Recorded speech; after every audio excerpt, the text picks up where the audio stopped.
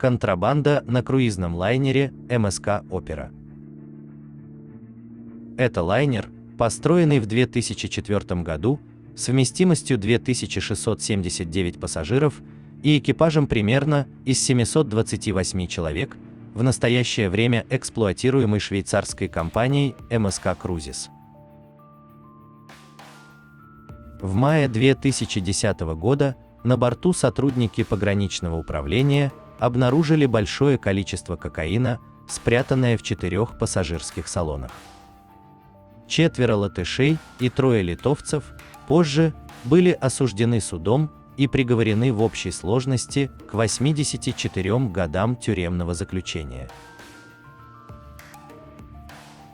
14 мая 2011 года у лайнера отказал двигатель в Балтийском море, и его отбуксировали в порт Нюнесхамн к югу от Стокгольма, где пассажиров пересадили на более мелкие суда. Около 1700 пассажиров отплыли домой из Стокгольма в течение дня. Лайнер был отремонтирован после отказа двигателя. Пассажирам выдали ваучер для покрытия стоимости круиза. 17 мая 2011 года лайнер вышел из Нюнесхамна по пути в Гдыню в Польше для ремонта.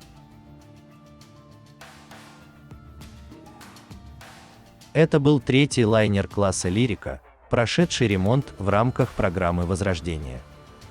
Новые функции включали в себя отремонтированные магазины, новые детские и подростковые зоны, расширенный буфет, новый лаунж и расширенный ресторан.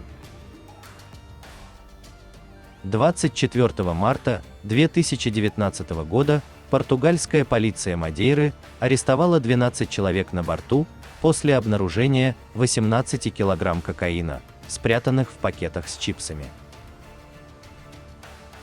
2 июня 2019 года лайнер столкнулся с причалом и пришвартованным речным судном.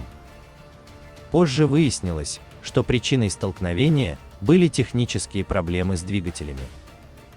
На лайнере были поверхностные царапины, в то время как меньшее речное судно было повреждено сильнее. 5 человек получили легкие ранения.